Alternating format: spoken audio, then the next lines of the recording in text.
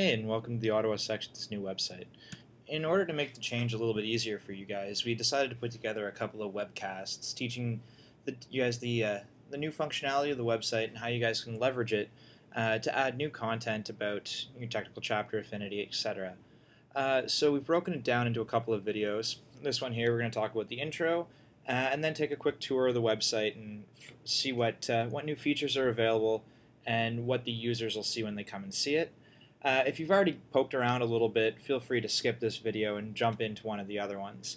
Next, we're going to talk about the FTP access and how all of the chapter and affinity sites have been ported over to the new host, and how you can go about maintaining the content for your site.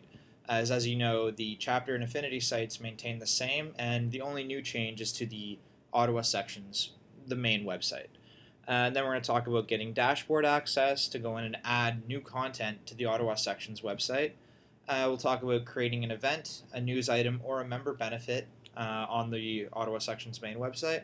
And then we'll talk about creating and managing events that require a registration form. Now these are all tasks that the webmaster for any technical chapter affinity can go and do to sort of make the work that the Ottawa sections webmaster needs to do a little bit less of a burden. As you know, right now we go about to add a new news item, etc. You have to fill out a form, and then you have to wait for the webmaster to add it. This way, approved individuals from each chapter, etc., will be able to go in, add their content with limited privileges, and it'll be instantly available to everyone. After that, we've got a few other videos. These are geared more towards the webmaster. We have generating and sending the newsletter, pages and menus. So basically, this we're going to talk about the static content. This will change not as frequently. This is stuff like the officers page, etc. But just so in case there does come a time that a change needs to be made, we're going to talk about how we can do that. We're then going to talk about widgets and plugins. These are what allow us to add the special little features to the website that you'll see in a moment. And then we'll talk about the featured content window and how the webmaster can maintain that. So let's jump right into the site. As you can see here, this is the home page for the IEEE Ottawa's website. So let's take a quick tour. As you can see here, we have our featured slider.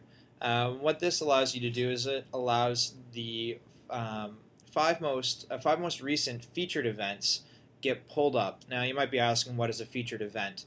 You'll see this when we talk more about creating events, but simply put, the webmaster can go in and choose one of the events that you added and make it featured, and then that way it bubbles up. It requires no additional effort on them. It's just a simple click and the item gets pulled up here dynamically. As you can see right now, we only have 4 featured events, but it does support up to 5. So below that, we have the 5 most recent events and the 5 most recent news items. Now these are regardless to whether or not they're tagged as featured, as long as they are a news item or an event. As you can see in the featured content, we have ICC, we have Photonics Week, we have the robotics competition, and we have the new HP IEEE member benefits. As you can see, this scrolls automatically, but we can also jump around at our leisure. Alright, so back down here, like I said, these don't need to be flagged as featured. They're just the 5 most recent news or events. You can see here, foolproof protection for critical credentials and transactions from PC and Serve. That event is not featured, but it is more recent than the Photonics Week, for example. As you can see here, if an event has an image associated with it, the thumbnail gets brought up, shrunk down, and you can see a little bit of thumbnail. Same goes for the news items. At the moment, we only have 3 news items, but each column will support up to 5. So as we start adding more content, it'll always have the 5 most recent. So say we want to click through and see one of these items. We can click either on the full article, on the image, or on the title, and it'll take us to the full article. Here we can see any links, the image associated with it, and whatever text we didn't get in the summary. So let's go back to the home page. We can do this by either clearly clicking the back button or by clicking on the Ottawa section logo. Alright, so we have the menu items at the top.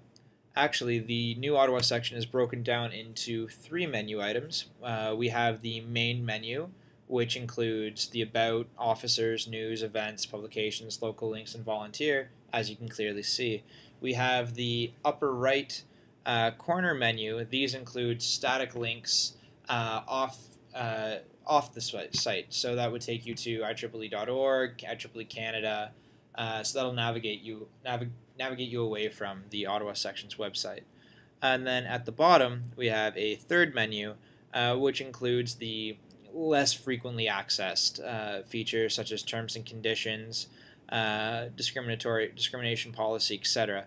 Most of these actually link away and will take you to IEEE.org's version of these, just so that we can maintain with their standards. So let's go back.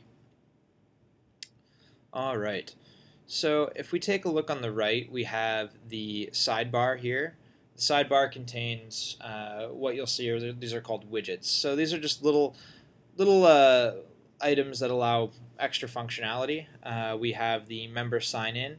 This is very similar to the one that you'll see on the IEEE.org website. It allows you to click through and go to the member sign-in page, or you can check out some more information. This is almost an exact copy of what you'd see on the .org, IEEE.org. We just made it ourselves. Same thing, we have join IEEE or a society. Again, this is taken from the IEEE.org site.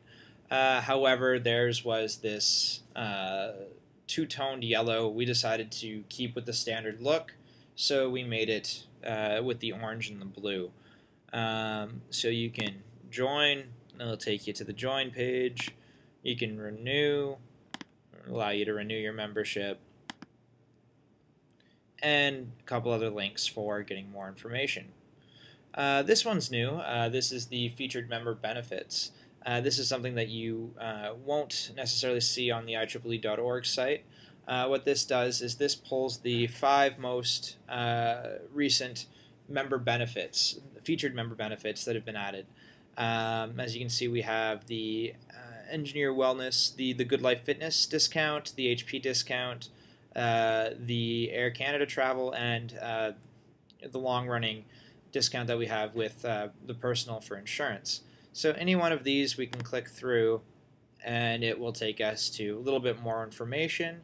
Anyone can go in and add a member benefit. By that I mean anyone who is on the exec and has access to the back end of the site, which we'll see in a later video. Finally, we have the subscribe to newsletter. This is a widget we developed to interface with the IEEE listservs. In the back end, you can choose a listserv. In our case, we picked the Ottawa listserv, and you can register for it. So if I want, I can enter my email address. Let's say it's test@test.com, and my name is Mr. Test. And I can subscribe, and it'll follow through to the IEEE listserv. It auto-populates everything, including the list, and we can subscribe. I'm not going to do that now because clearly this isn't my email. Alright, so let's check out some of the pages. So if we go to the About, we can see now in the past it was just a bunch of links, and once you got to the page there were links on that page to go to other pages. We've bulked all of these into a page hierarchy. So underneath About we have history, the bylaws, and the contact form. So let's start with the root About page. This is the exact same content that we had before on the main site, just in a nice cleaner version. And as you can see here, the widgets come with us to each page. This is because we've chosen to do that. In the back end, we can actually have the widgets that you see on the home page and the widgets that you see in the back end, on individual pages could be completely different. For example, if we deemed that we only want to see the member benefits on the home page and not on the subsequent pages, we could have it removed from the subsequent pages. You'll see that in later videos. So let's jump to the history.